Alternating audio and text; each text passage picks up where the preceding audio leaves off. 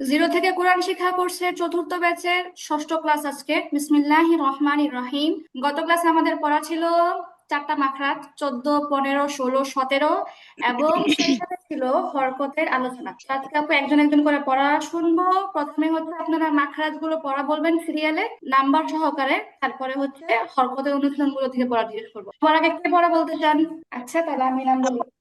হ্যাঁ, সাবিনা আপু। জি আপু, বলেন। জি। 14 নম্বর মার্কাস, নিচের ঠোঁটের পেট সামনের উপরে দুই দাঁতের আগার সঙ্গে লাগাইয়া পা।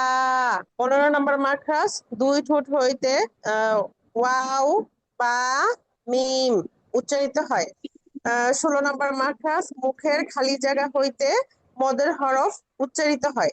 আপু হরফ গুলা বলবো, মদের হরফ গুলা। বলতে পারেন। বা, আলিফ, বা, আলিফ জবর বা, না আপু, ওই যে বা ওয়াও। স্পেলিং করে বলা লাগবে না, এমনি বলেন। বাবু, বি। জি। বা, বু, বি। 17 নম্বর মার্কাস, নাকের বাসি হইতে গুণনা উচ্চারিত হয়। আন্না, আম্মা। আচ্ছা আপু, আম্মা কিন্তু এটা আইন দিয়েছিল। আম্মা। আ- আম। আচ্ছা ঠিক আছে জি। আপু, দেখে আপু এটা বলেন। বানান করা লাগবে না, এমনিতেই বলেন, এই নিন। কোনটা?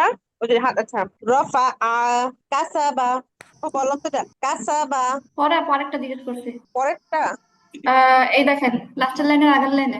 আপনার যে পয়েন্টারটা ওইখানেই রয়ে গেছে, নড়াচড়া করে নাই। আচ্ছা, হ্যাঁ, আমার দিকে তো দেখা। আচ্ছা ঠিক আছে আপু, থাক, ধন্যবাদ, আপনি পারেন। ঠিক আছে, তারপরে পড়া বলবেন হচ্ছে মনিকা আপু, শুনতে পাচ্ছেন? আসসালামু আলাইকুম।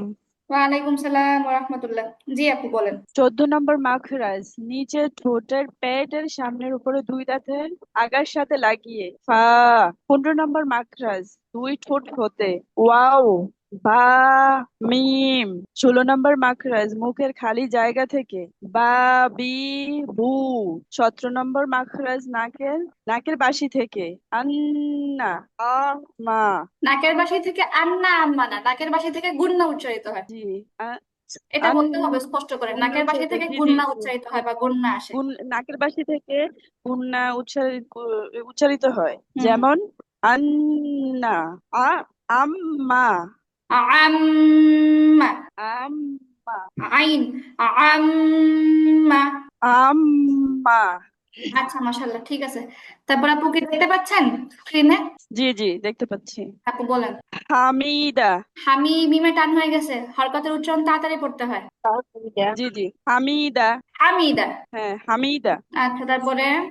দহিকা। হ্যাঁ, তারপর এটা বলেন। লাইবা। লাইবা। হ্যাঁ, লাইবা। আপনার প্রত্যেকটার মাঝখানে হরফটা আপু দেরি হয়ে যাচ্ছে, ঠিক আছে, খেয়াল করবেন। তারপর এটা বলেন আচ্ছা ঠিক দেখি। আছে। এটা বলেন। বাখিলা। বাখিলা। হ্যাঁ, বাখিলা। বাখিলা। জি। আচ্ছা আপু, ঠিক আছে, ধন্যবাদ। তারপরে। আসসালামু আলাইকুম। ওয়ালাইকুম সালাম ওয়া রাহমাতুল্লাহি ওয়া বারাকাতুহু। আপু, আপনার নাম কোথায়? মাহমুদা। আচ্ছা, আপনার দেখি প্রতিদিন নাম চেঞ্জ হয়ে যায়, বিষয়টা কি? আপুর নাম নাম। আসে না? না। আচ্ছা ঠিক আছে আপু, শুরু করেন, মাখরাজ দিয়ে শুরু করেন। 14 নম্বর মাখরাজ, নিচের ঠোঁটের পেট সামনের উপরের দুই দাঁতের আগার সঙ্গে লাগাইয়া ফা। 15 নম্বর মাখরাজ, দুই ঠোঁট হইতে অ বা মিম উচ্চারিত হয়। আপু, 16 নম্বর ও হ্যাঁ, না, ওয়াও, উচ্চারণ ঠিক করে করতে হবে। ওয়াও বা মিম। হুম। 16 নম্বর মাখরাজ, মুখের খালি জায়গা হইতে মদের হরফ পড়া হয়, যেমন বা, বু, বি। আর 17 নম্বর মাখরাজ, নাকের বাসি হইতে গুণনা উচ্চারিত হয়। আন্না, আম্মা, সুম্মা। আচ্ছা, সুম্মার সা কিন্তু সুন্দর হয়নি, সুম্মা। সুম্মা, সুম্মা। আচ্ছা আপু, বলেন। কোনটা আপু? আজিনা। আলিনা, হামজা হামজা আইনের মতো হয়ে হ্যাঁ, গেছে। আদিনা, আদিনা। কাসাবা, নাজালা। আ আ, নাজালা না, নাজালা। হ্যাঁ, নাজালাই বলছি, নাজালা। আপনার যা হচ্ছে না আপু, যা খেয়াল করে। নাজালা। নাজালা, নাজালা। নাজালা। ওকে, গুড, মাশাআল্লাহ। আসমানুর আপু শুনতে পাচ্ছেন? তারপরে আরিফা আপু শুনতে পাচ্ছেন? জি আপু, আসসালামু আলাইকুম। ওয়ালাইকুম সালাম ওয়া রাহমাতুল্লাহ। হ্যাঁ আপু। 14 নম্বর মাখরাজ, নিচের ঠোঁটের নিচের ঠোঁটের প্যাট উপরের দুই দাঁতের আগার সাথে লাগিয়ে ফা। 15 নম্বর মাখরাজ দুই ঠোঁট হতে 15 নম্বর, হ্যাঁ, দুই ঠোঁট হতে ওয়াও ওয়াও বা মিম। ওয়াও উচ্চারিত হয় দুই ঠোঁট গোল করে সামান্য ফাঁকা রেখে। বা উচ্চারিত হয় দুই ঠোঁটের ভেজা অংশ থেকে। আর মিম উচ্চারিত হয় দুই ঠোঁটের শুকনো অংশ থেকে। 16 নম্বর মাখরাজ মুখের খালি জায়গা থেকে মাদের হরফ, যেমন কি যেন, বা, বু, বি। ও বা, বু, বি। 17 নম্বর মাখরাজ নাকের বাঁশি হতে গুন্না, যেমন আন্না, আম্মা, আম্মা। আন্না। আচ্ছা আপু, হ্যাঁ বলেন। সাজা, কুতিবা, ফাহুয়া। আচ্ছা মাশাল্লাহ। মারিয়া আপু শুনতে পাচ্ছেন? তারপরে আফ্রিদা আপু শুনতে পাচ্ছেন? আসসালামু আলাইকুম, আমি মারিয়া বলতেছি আপু। ওয়ালাইকুম সালাম ওয়া রাহমাতুল্লাহি ওয়া বারাকাতুহু। জি আপু। 14 নম্বর মাখরাজ নিচের ঠোঁটের পেট সামনের উপরে দুই দাঁতের আগার সঙ্গে লাগাইয়া ফা। 15 নম্বর মাখরাজ দুই ঠোঁট হইতে উচ্চারিত হয় ওয়াও বা মিম। 16 নম্বর মাখরাজ মুখের খালি জায়গা হইতে মদের হরফ পড়া যায় বা বু বি। 17 নম্বর মাখরাজ নাকের ইন্না, আন্না, আম্মা, আচ্ছা মাশাল্লাহ। জি আপু। কাসাবা, হুম। কুরিয়া, কুরিআ। কুরিআ, হ্যাঁ, তারপর হুম। আজিনা, আজিনা না, জাল শক্ত হয়ে গেছে। আদিনা। আজি, আজিনা। আমি আদিনা, পড়া নেওয়ার সময় আপু অন্য কেউ বলেও দিবেন না, কথাও বলবেন না, যা বলেন আমি বলবো। হ্যাঁ বলেন আপু, শুনি নাই, আবার বলেন। আদিনা, আদিনা। আদিনা, আচ্ছা, তারপরে এটা বলেন একটাই। আমারও। আচ্ছা ধন্যবাদ, মাশাল্লাহ। জি, আফ্রিদা আপু শুনতে পাচ্ছেন? সালাম আলাইকুম আপু। ওয়ালাইকুম সালাম ওয়া রাহমাতুল্লাহ। জি আপু। জি, 14 নম্বর মাখরাজ নিচের ঠোঁটের প্যাট সামনে উপরের দুই দাঁতের আগার সাথে লাগিয়ে উচ্চারিত হয় ফা। 15 নম্বর মাখরাজ আহ দুই ঠোঁট হতে উচ্চারিত হয় ওয়াও বা বা মিম। মুখের ওয়াও হলো দুই ঠোঁটের মাঝখান থেকে সামান্য ফাঁকা রেখে উচ্চারিত হয়।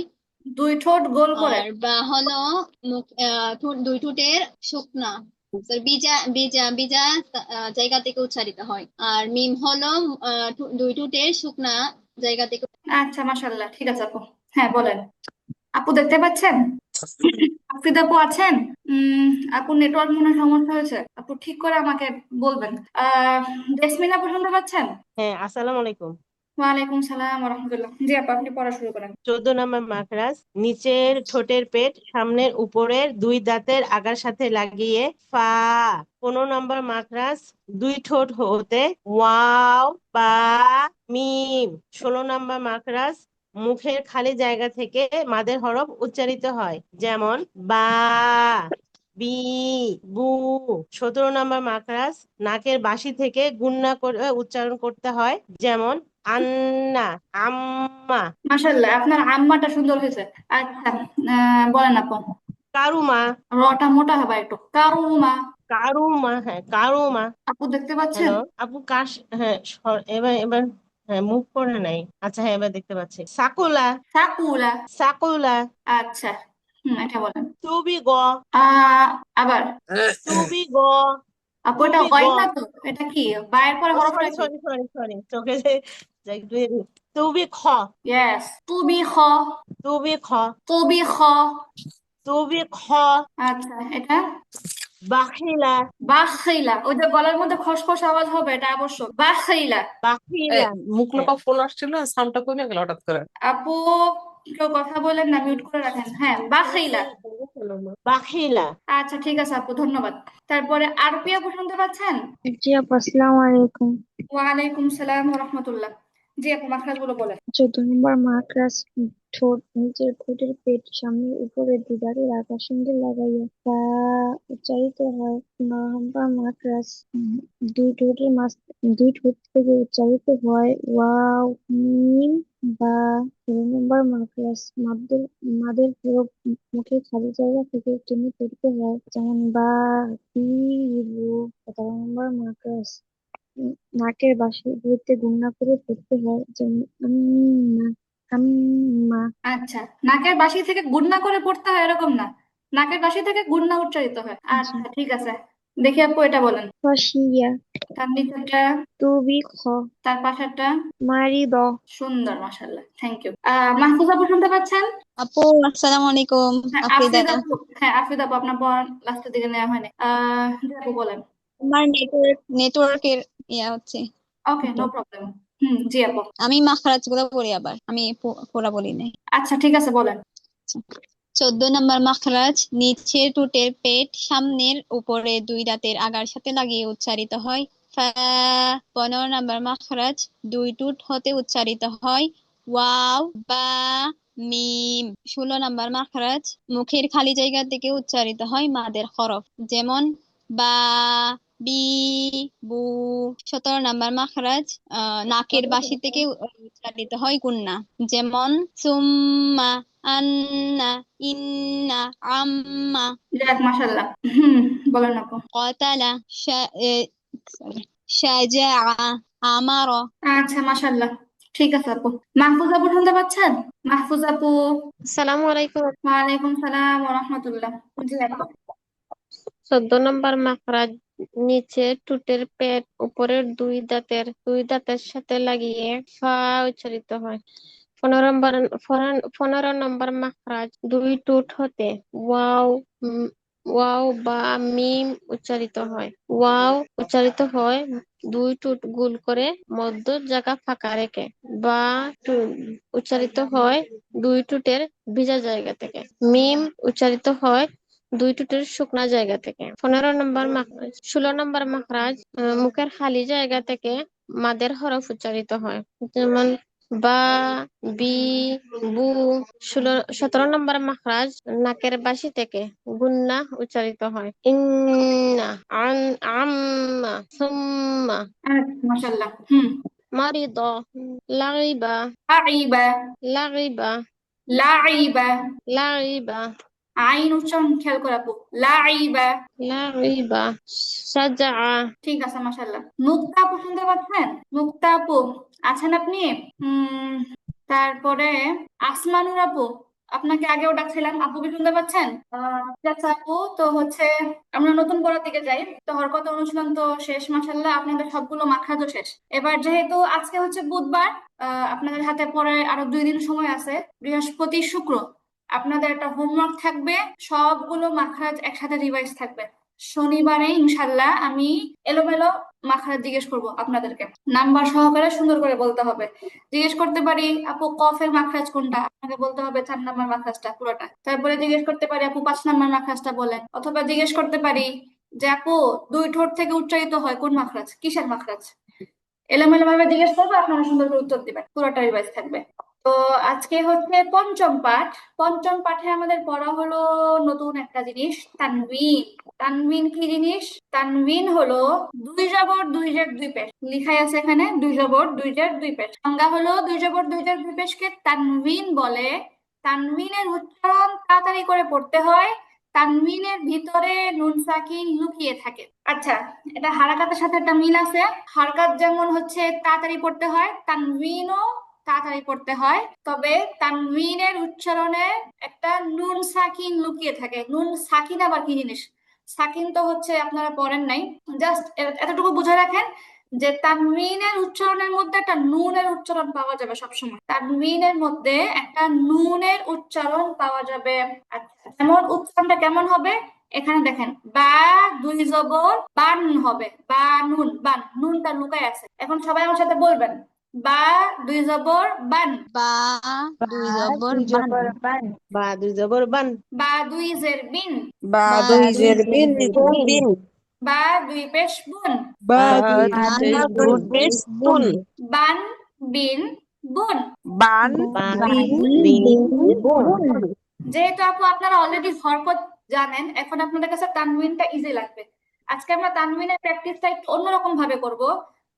যেমন হচ্ছে এখানে দেখেন জবর জের পেশ প্রত্যেকটা আলাদা আলাদা ছকের মধ্যে দেওয়া, হ্যাঁ, এভাবে পড়তে গেলে দেরি হয়ে যায়। আমরা যেটা করব, আমরা তিনটাকে একসাথে করে পড়বো। যেমন যেমন ধরেন হামজা দুই জবর আন, হামজা দুই জের ইন, হামজা দুই পেশ উন একসাথে কিভাবে হবে? আন, ইন, উন। হ্যাঁ, এভাবে পড়লে সুবিধা হবে। আপু বুঝতে পারছেন সবাই? হ্যাঁ, জবরজের পেশ তো সবাই চিনেন, জি। তাইলে অসুবিধা হবে না। একটু দাঁড়ান, এক মিনিট। বয়া। তিনটাকে আমরা একসাথে করে পড়বো। সবাই একসাথে বলবেন, অনেক বেশি আগে পিছিয়ে করবেন না, ঠিক আছে? তাহলে তানবিনের সংজ্ঞাটা কি আপু? দুই জবর দুই জের দুই পেশকে কি বলে? তানবিন বলে। তানবিনের উচ্চারণ কিভাবে পড়তে হয়? ধীরে ধীরে পড়তে হয়, তাড়াতাড়ি পড়তে হয়। এবং তানবিনের মধ্যে কি থাকে? মিম থাকে? নুন জি না, সাকিন নুন থাকে। থাকে। আচ্ছা, নুন তাহলে হয়ে সাকিন গেল। লিখে থাকে। এটা আর কখনো ভুলবেন না ইনশাল্লাহ। তাহলে আমরা প্র্যাকটিস করি। হামজা দুই জবর আন, হামজা দুই জের ইন, হামজা দুই পেশ উন, আন, ইন, উন। হামজা দুই জবর হামজা আন, দুই জবর হামজা দুই আন, হামজা দুই জের জের ইন, উন, পেশ উন, আন, উন। আচ্ছা আপু, আমার কাছে মনে হয় বানান না করলেও চলবে, তাই না? রিডিং বললেই তো হয়। আন, জি, উন এভাবে জি। পড়লেও হয়, বানান তো সবাই পারেন। ওকে, আরো সহজ হয়ে গেল। ওকে, বান, বিন, বুন, বান বিন বুন বুন, তান, তিন, তুন। তান তিন তুন, আপু এখানে আমি পড়ায় দেওয়ার মধ্যে সবসময় খেয়াল করবেন, প্র্যাকটিসটা বড় জিনিস। হরফের প্র্যাকটিস আমরা ছোটবেলায় যখন হিফজ পড়তাম, কোরআনে কারিম যখন মুখস্থ করতাম, তখনও তখনও দেখা গেছে সপ্তাহে বা মাসে ওস্তাদ যে আমাদেরকে শুধু হরফ মাস্ক করাই দিতেন, অথচ আমরা এক একজন প্রায় হাফেজা, কেউ বেশিরভাগ হাফেজা এরকম। তো হরফ মাস্কের কোনো বিকল্প নাই। হ্যাঁ, এখানে মূলত তানবিনের মাস্কের মধ্যে হরফের মাস্ক করাই উদ্দেশ্য। খেয়াল করে পড়েন সবাই। আন, ইন, উন, আন ইন উন বান, বিন, বুন। বান বিন বুন। এখানে আমরা একটা মজার কথা বলতে পারি। আমরা যেহেতু মাখরাজ আমাদের সবগুলো শেষ, তাই না? আমাদের এরকম ভাবে হরফের মাস্কর সামনে আসবে না, তাহলে আমরা প্রত্যেকটার মাখরাজটা একটু বলতে পারি। আচ্ছা, প্রথমে হামজা দিয়ে বললাম। আপু হামজার মাখরাজ কোনটা? হলতে শুরু হইতে হ্যাঁ, এক হামজা। নাম্বার মাখরাজ, এক নাম্বার মাখরাজ হলফে শুরু হতে হামজা হা। আচ্ছা, ঠিক আছে। পা, হ্যাঁ। তারপরে বা পড়লাম। বা কয় নাম্বার মাখরাজ? ঝটপট মাখরাজ নাম্বারটা বলেন। 15 নম্বর মাত্রা। 15 নাম্বার মাখরাজ। হ্যাঁ, 15 দুই ঠোঁট নাম্বার। হতে দুই ওয়াও ঠোঁট বা হতে মিম উচ্চারিত হয়। উচ্চারিত হয়। আপনাদের তো এখনই মাখরাজ মুখস্থ হয়ে যাবে সব। আচ্ছা, তারপর তা, তান, তিন, তুন।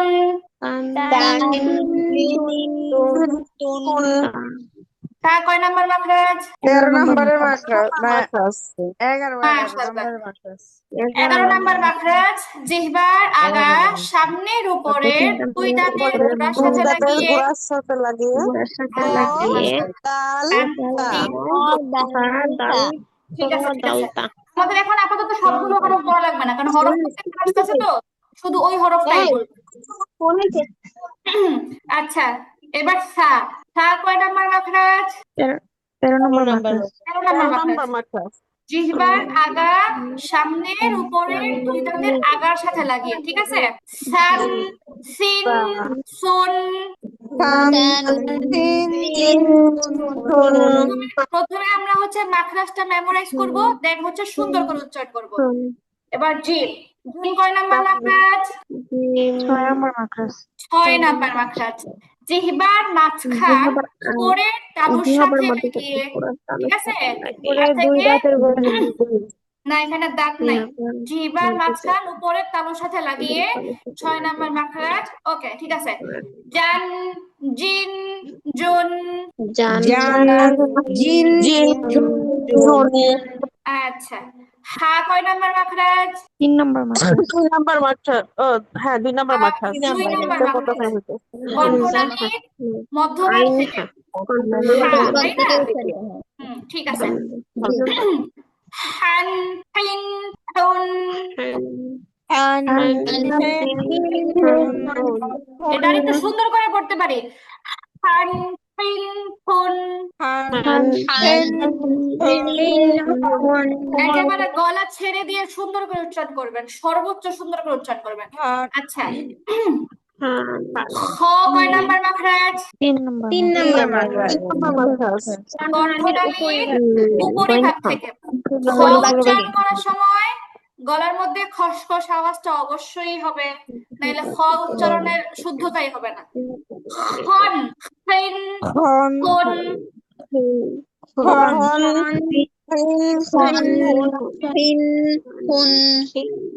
তো আমি যখন বলি তখন সবাই একদমই চুপ থাকবেন, শুধু মনোযোগ দিয়ে শুনবেন। আমি বলতেছি মাঝখানে একদম প্র্যাকটিস শুরু করে দিতে, তাহলে সবাই তো আমারটা শুনতে পারবে না। আচ্ছা, কাল কয় নাম্বার মাখরাজ? 11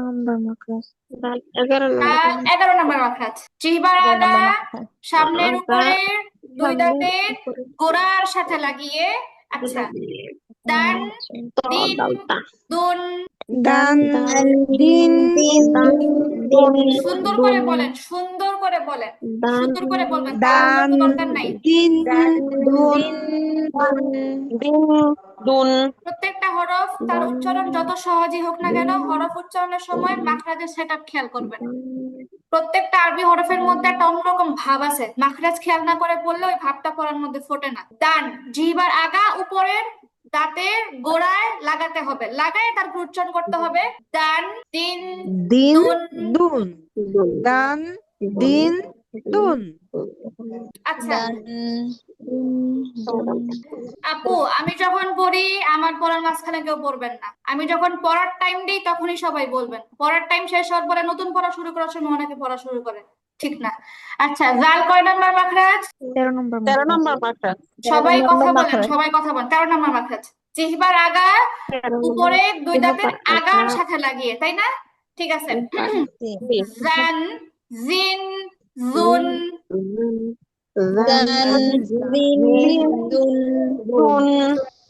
বেশি দেরি করা জান যাবে না, জিন জান এরকম টান দেওয়া জুন যাবে না, তাড়াতাড়ি পড়তে হবে।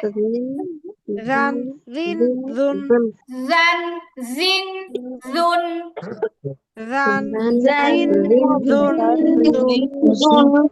আপনাদেরকে এই কথাটা আবার মনে করা দেয়, হ্যাঁ, যারা নিয়মিত ক্লাসে আমার সাথে প্র্যাকটিস করে এদের ফলাফলটা কিন্তু শেষে সবার সবচেয়ে ভালো হয়। ফলাফল কিন্তু একদিন দুদিন আসে না, সারা কোর্সের মেহনতের ফলাফল শেষে প্রকাশ পায়, এটা মাথায় রাখবেন। আচ্ছা, তারপরে র। র কয় নাম্বার মাখরাজ? 10 নম্বর 10 নাম্বার 10 নম্বর মাখরাজ। 10 নাম্বার মাখরাজ। জিহ্বার আগার পিঠ উপরের তালুর সাথে লাগিয়ে র হয়, সেখান থেকে তানবিন হবে কিভাবে? রন, রন জিন। রিন এখন রুন করতেছে, এখন তো আমি বলতেছি, আপনারা পড়লে সবাই কিভাবে শুনবে আমারটা? রন, জিন, রুন। রন রিন রুন। আচ্ছা, এবার হচ্ছে জা। জা কয় নাম্বার মাখরাজ? ঝটপট। 13 নম্বর মাদ্রাস 12 নম্বর মাখরাজ। 12 নাম্বার মাখরাজ। দেখছেন আপনাদের মাখরাজ গুলো চর্চা হয়ে যাচ্ছে। হ্যাঁ, হচ্ছে জিহ্বার আগা সামনের নিচের দুই দাঁতের পেট ও আগার সাথে লাগিয়ে। যা উচ্চারণের সময় আমাদের বাতাস বের হতে পারবে না, যা উচ্চারণের সময় কি হতে পারবে না? বাতাস বের হতে পারবে না। কারণ যদি আপনি বাতাস বের করে পড়েন তাহলে উচ্চারণ হবে ঝা, এরকম উচ্চারণ হবে, এটা ভুল হবে। বাতাস আটকে রাখলে উচ্চারণ হবে যা, ক্লিয়ার উচ্চারণ। জান, জিন, জুন।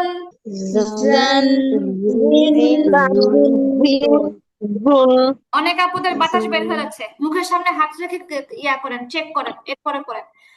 জান, জিন, জুন। জান জান, জিন, জুন।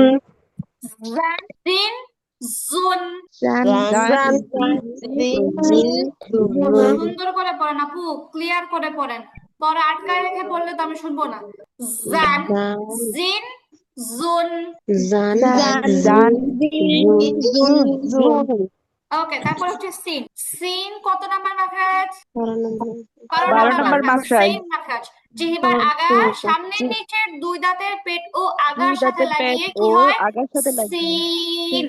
সিন হ্যাঁ, শুরুতে সিন একটা এরকম আওয়াজ হয়, এরকম একটা আওয়াজ হয়, ঠিক আছে? সিন আগে তার থেকে সান, সিন, সুন। সান আচ্ছা, শিন কয় নাম্বার মাখরাজ?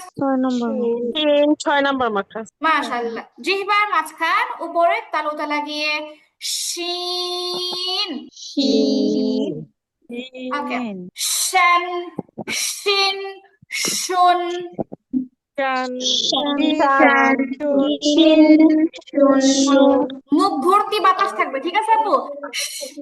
এরকম আওয়াজ হয়, আওয়াজ হয় শান শিন শুন। শান শান শুন অনেকে আবার বেশি ধীরে ধীরে পড়তেছেন, শান শীত এরকম করলে তো মানে স্লোলি হয়ে গেল, এটা টান হয়ে গেল, এটা তাড়াতাড়ি পড়া হলো না। শান শিন শুন। শান শান শিন শুন। আচ্ছা আপু, সৎ কয় নাম্বার মাখরাজ? 12 নম্বর মাখরাজ। 12 নম্বর 12 নাম্বার মাখরাজ। মাখরাজ। 12 হ্যাঁ, নম্বর জিহ্বার আগা আচ্ছা সামনের নিচের দুই দাঁতের পেট ও আগার সাথে লাগিয়ে। লাগিয়ে আচ্ছা, সদের ক্ষেত্রে আমরা কি বলছিলাম? সদের মধ্যে কিন্তু বাতাস বের হয় না। দুইটা হরফের ক্ষেত্রে আমরা এই কথা জি বলছি যে বাতাস আটকায় থাকবে, এক হচ্ছে সদ আর এক হচ্ছে জা, ঠিক আছে? যা সদ আর জা যা এই দুইটা হরফের ক্ষেত্রে আমরা বলি যে বাতাস আটকে থাকবে। বাতাস কি হবে আপু? আটকায় থাকবে। হ্যাঁ, আপনি যদি আটকে সদের থাকবে। মধ্যে বাতাস ছেড়ে দেন তাহলে এটা সিন হয়ে যাবে, সিনের মধ্যে বাতাস থাকে। আচ্ছা, তাহলে আমরা কি হবে? সদ।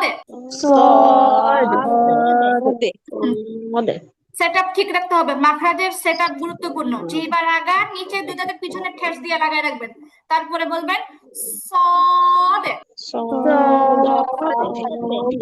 এই তো মাশাআল্লাহ, ঠিক আছে। এবার বলি সন সিন শুন। শুন আবার বলি সন সিন শুন। শুন শুনটা আবার ঠিক হচ্ছে না, সুন হয়ে যাচ্ছে, সুন হবে না। মুখ গোল করে একদম মানে সুচালো করে বলতে হবে, শুন শুন। তন সিন শুন। সুন্দর করে আপু, পড়ার মধ্যে একটা আলাদা ভাব আছে আরবি হরফের। সন সিন শুন। আচ্ছা, এবার দদ দিয়ে, দদের মাখরাজ কোনটা? 7 নম্বর মাখরাজ 7 নাম্বার মাখরাজ। জিহ্বার গোড়ার কিনারা উপরের মাড়ির দাঁতের গোড়ার সাথে লাগিয়ে। জিহ্বার গোড়ার কিনারা উপরের মাড়ির দাঁতের গোড়ার সাথে লাগিয়ে। সবচেয়ে পেশিদার মাখরাজ হচ্ছে এটা, দদ। দদ।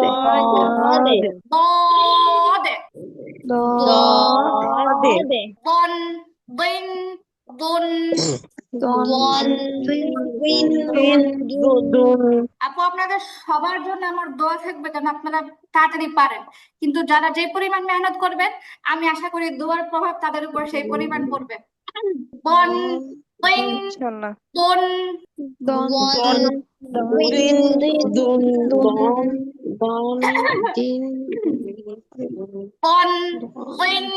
দুন।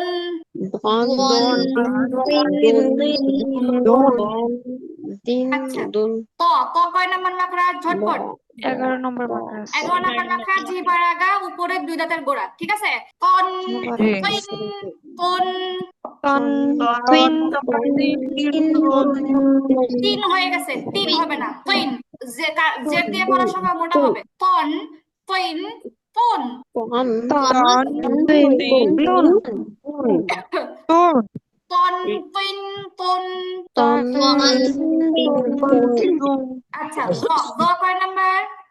13 নম্বর মাখরাজ 13 নাম্বার। জিহ্বার আগা উপরে দুই দাঁতের আগা। আচ্ছা, লন ওটার লগে কি লিন লুন।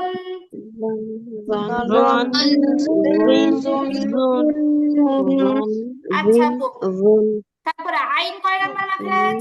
2 নম্বর মাখরাজ 2 নাম্বার। কণ্ঠনালী মধ্যপাত, গলায় চাপ হবে, ঠিক আছে?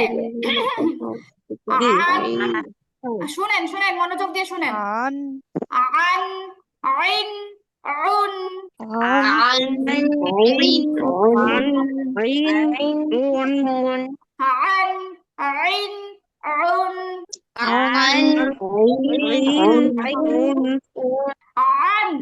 আইন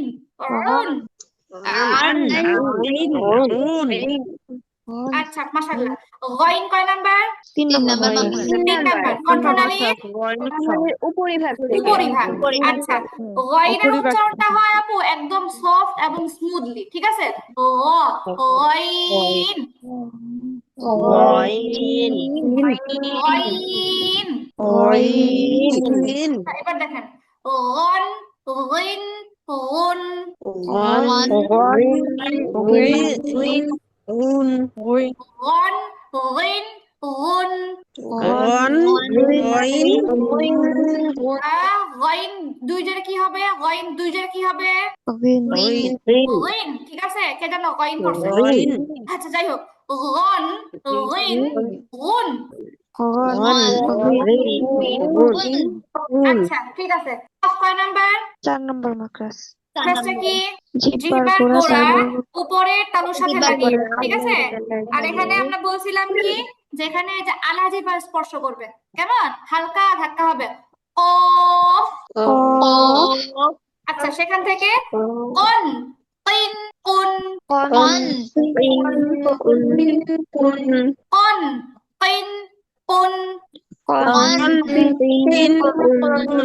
কাফ কয় নাম্বার? 4 নম্বর 5 নাম্বার। 5 নাম্বার। জিহ্বার গোড়া থেকে জিহ্বার গোড়া থেকে একটু সামনের অংশ, ঠিক আছে? এটা মানে মাঝখানেও না আবার পুরোপুরি গোড়াও না, ওইটার মাঝখানে। জিহ্বার গোড়া থেকে একটু সামনের অংশ উপরের তালুর সঙ্গে লাগিয়ে মাখরাজটা যদিও কেমন কেমন, হরফের উচ্চারণটা সহজ। কাফ। আচ্ছা সেখান থেকে কান কিন কুন। ওকে লামের মাখরাজ কি কয় নাম্বার এটা? 8 নাম্বার। 8 নাম্বার মাখরাজ 8 নাম্বার। জিহ্বার আগার সরু ভাগ, ঠিক আছে? জিহ্বার আগার সরু ভাগ সামনের উপরের দুই দাঁতের গোড়ার সাথে লাগিয়ে ল্যাম। লাম এটা ঠিক করে উচ্চারণ করবেন, বাংলা লয়ের মতো বললে হবে না। লাম লাম আচ্ছা লাম ল্যান লিন লুন। লাম লিন লান লিন লুন। আচ্ছা মিম কয় নাম্বার? 15 নম্বর মাখরাজ। 15 নাম্বার মাখরাজ। দুই ঠোঁটের শুকনো অংশ থেকে মিম উচ্চারণ হয়। ওকে মান মিন মুন। মান মিন শুধু নরমালি মান মিন মুন করলে হবে না, যে মানে দুই ঠোঁটের শুকনা পাঠ মিলাতে হবে, দুই ঠোঁটের শুকনা পাঠ মিলাতে হবে, তাহলে উচ্চারণ ঠিক মতো হবে। মা মান মিন মুন। মান মুন আচ্ছা নুন কয় নাম্বার?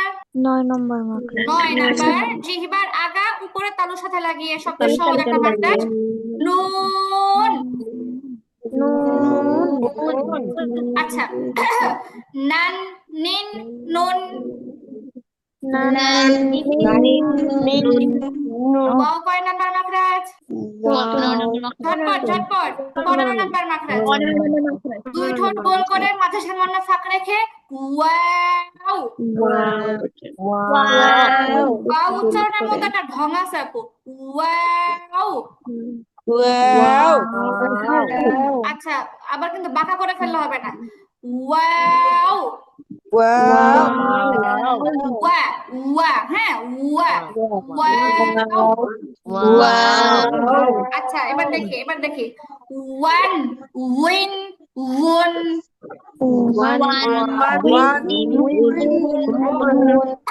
এটা একটু আপু একটু খেয়াল করেন, হ্যাঁ একটু খেয়াল করেন। ওয়াও দুই জবর ওয়ান। উচ্চারণ কিন্তু অনেকে সহজ ভাবে ভালো মতো করতেছে না, উচ্চারণ সবার হচ্ছে না এটা। আর কে যেন গুনগুন করতেছে পরের মাঝখানে, খুবই বিরক্তিকর ব্যাপার। ওয়াও দুই জবর ওয়ান। ওয়াও দুই জবর ওয়ান। ব্যাস। ওয়াও দুই জে উইন।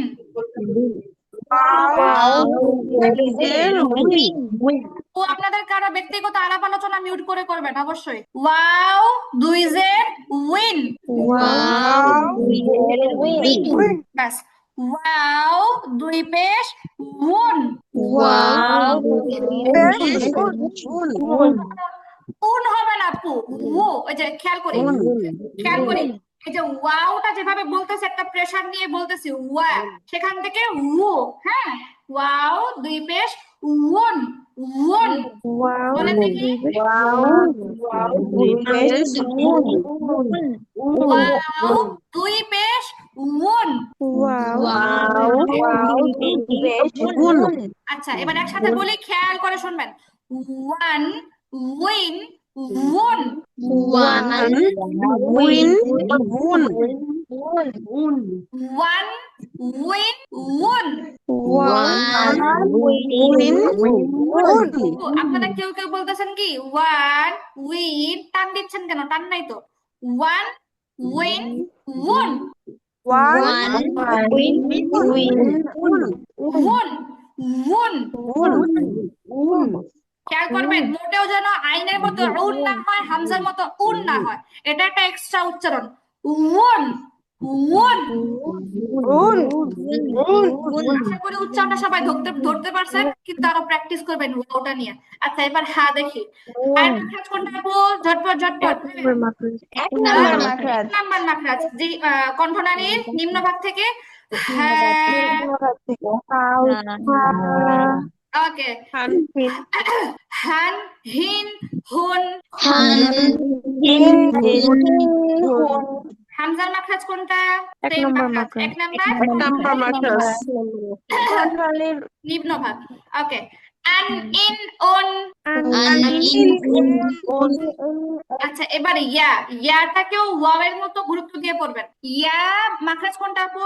6 নম্বর মাকড়াস 6 নাম্বার মাখরাজ, জিহ্বার মধ্যখান উপরে তালুর সঙ্গে লাগায়। আচ্ছা খেয়াল করি, ইয়া দুই জবর ইয়ান, ইয়া,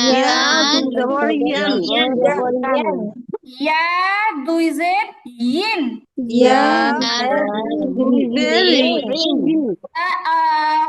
আইন হচ্ছে কারো কারো, আইন হবে না মোটেও। এই যে খেয়াল করি, আমরা যেমন ওয়াও, খেয়াল করে কথা শুনে, আমরা যেমন ওয়াও পেশ ও, একটা প্রেসার দিয়ে ও, এরকম ভাবে ইয়া থেকে ইয়ে, ইয়া যেভাবে বলেন ইয়া উপরের দিকে উঠাই দেন, এটা নিচের দিকে ঠেলা দিবেন, ইয়ে। আইন কেন গলা থেকে আসছে কেন? ইয়ে মানে এটা বুঝতে হবে, এটার মধ্যে এটা সবার কাছে প্যাচ লাগে। খেয়াল করেন আপু, খেয়াল করেন, এই যে আমরা ইয়া বলতেছি, এটা একটা প্রেসার নিয়ে বলতেছি, ইয়া উপরের দিকে উঠে গেল, ইয়া থেকে ইয়ে নিচের দিকে, ইয়ে, ইয়ে, ইয়া জে ইয়ে, ইয়া,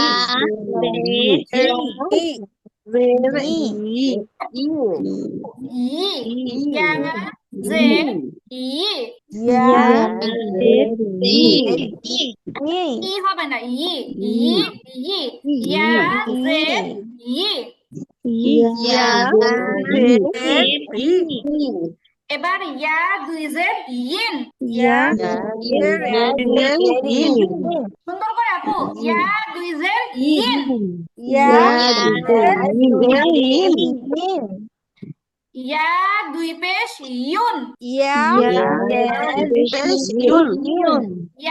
দুই পেশ ইউন। আচ্ছা বাস, ইয়ান, ইয়েন, ইউন, ইয়ান,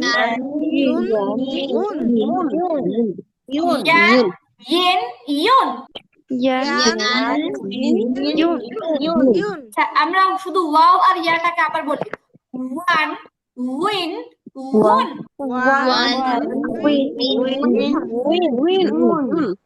উন, উন। খেয়াল করে আপু, হ্যাঁ, মানে এখানে সবচেয়ে ডিফিকাল্ট উচ্চারণ হচ্ছে ওয়াও দুই পেশ উন, ইয়া দুই জের ইন। যদি খেয়াল করতে পারেন দুইটার মধ্যে একটা ভালো মিল খুঁজে পাবেন, উচ্চারণের ঢংটা একই রকম। উন ঠোঁট গোল করে, ইন ঠোঁট ছড়াই দিয়ে, এতটুকুই পার্থক্য। ওয়ান উইন উন,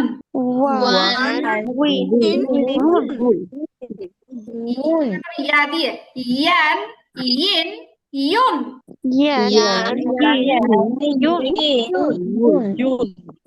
আচ্ছা ঠিক আছে আপু, আপনারা একটু পানি খান।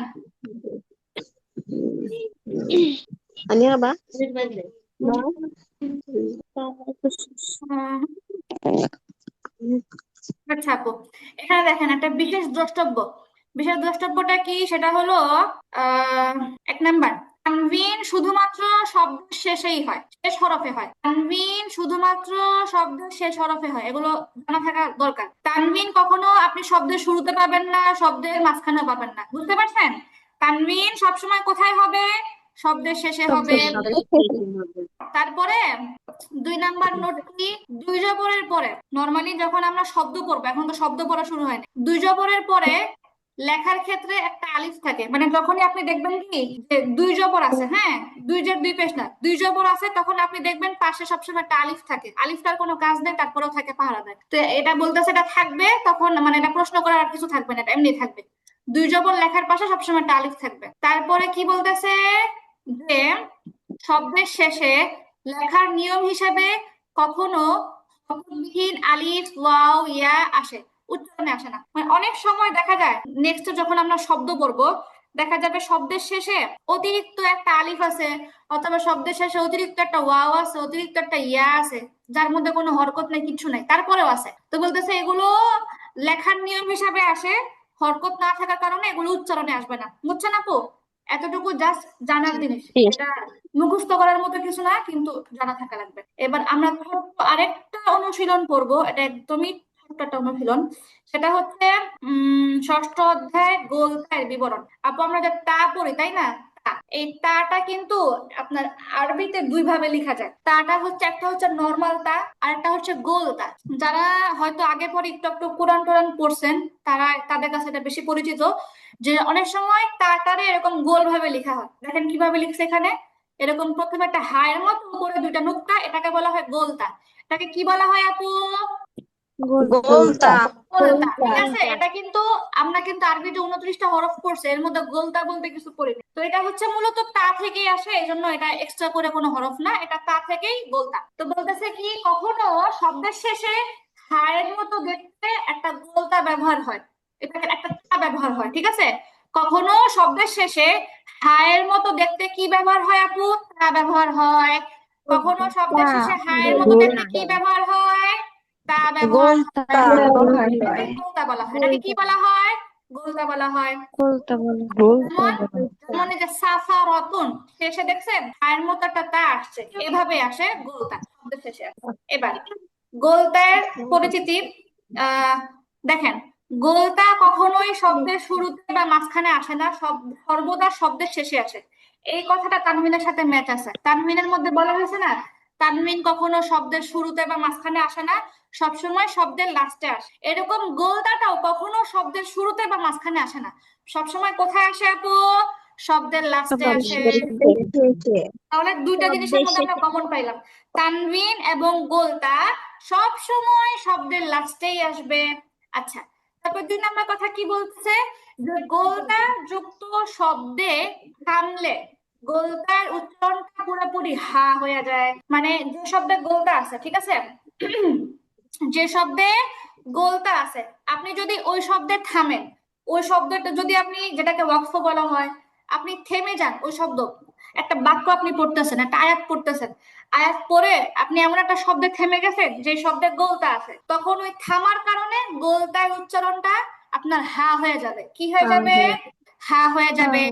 এই জিনিসগুলি এখন কাজে লাগবে না, কিন্তু কিছুদিন পরেই পড়তে গেলে তখন এই নিয়মগুলো কাজে আসবে। যেমন এই যে সাফারাতুন একটা শব্দ, ঠিক আছে আপু, সাফারাতুন শব্দের মধ্যে আমরা যদি থেমে পড়ি বা ওয়াকফ করে বলি, তখন হয়ে যাবে সাফারহ। কি হয়ে যাবে?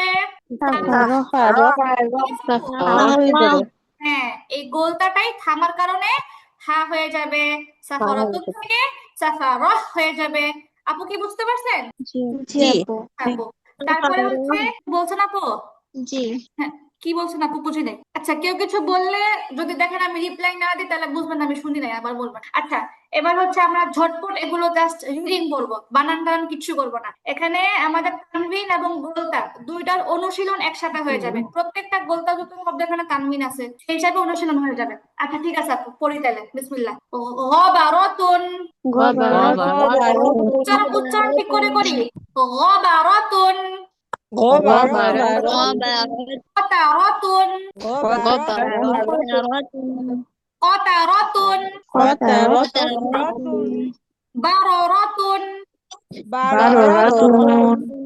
ثرة কাফারাতুন খাসিরাতুন خاسرة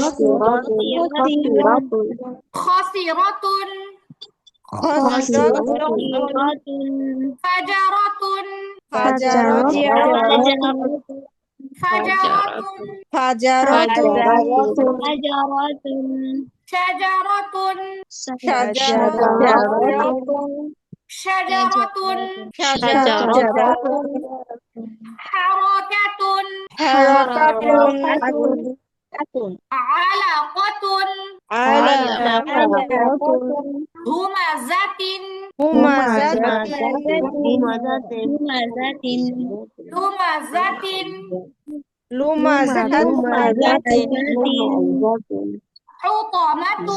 হুতামাতুন হারামাতুন সাদাকাতুন লুগাতুন আচ্ছা এখানে হারাকাতটা ভুল আসে নাই, এটার উচ্চারণটা হবে বাকরাতুন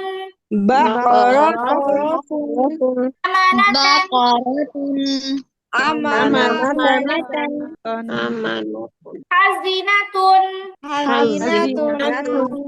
কালিমাতুন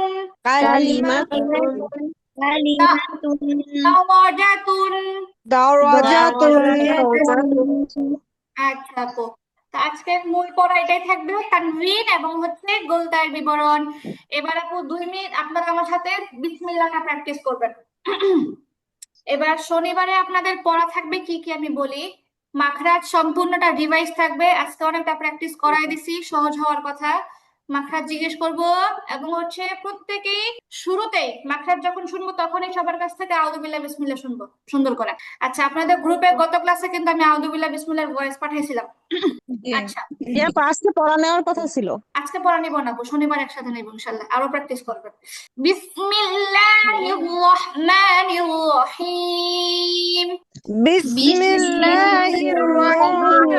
রহমানির রহিম আপু রয়ের জায়গাগুলো মোটা হবে। বিসমিল্লাহির মোটা, রহমানির মোটা, বিসমিল্লাহির রহমানির রহিম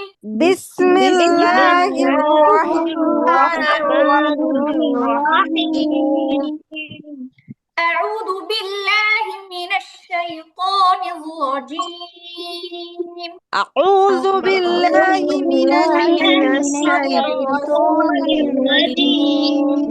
بسم الله الرحمن الرحيم بسم الله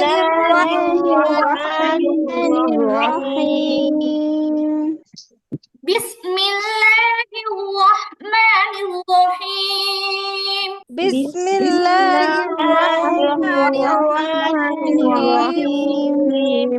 আচ্ছা এবার হচ্ছে আপু শনিবার থেকে আমরা যেটা করব, আমরা হচ্ছে নিয়মিত নামাজের সূরাগুলো মুখে মুখে মাস্ক করব, ঠিক আছে? মুখে মুখে হচ্ছে নামাজের সূরাগুলো প্র্যাকটিস করব এবং যথাসম্ভব আপনাদের কাছ থেকে পড়াটা নেওয়ারও ট্রাই করবো ইনশাআল্লাহ। আপনাদের তো অনেকেরই মোটামুটি নামাজের 10টা সূরা মুখস্থ থাকে, ম্যাক্সিমাম মানুষের 10টার মতো সূরা মুখস্থ থাকে। তো আমাদের টার্গেট হচ্ছে সূরা ফাতিহা সহকারে মোট 11টা সূরা। নামাজের সূরাগুলো শেষ করে তারপরে হচ্ছে আমরা একে একে নিয়মিত নামাজের দোয়াগুলো ধরবো, নামাজের দোয়াগুলো। এরপরে যখন যদি আমরা টাইম পাই তাহলে অবশ্য অন্যান্য মাসুম দোয়াগুলো ধরবো। তো ঠিক আছে আপু, সবাই শুরুতে সঙ্গে সঙ্গে ক্লাসে উপস্থিত থাকবেন। আল্লাহ একটা সবাইকে প্রশ্ন ছিল। জি আপু বলেন।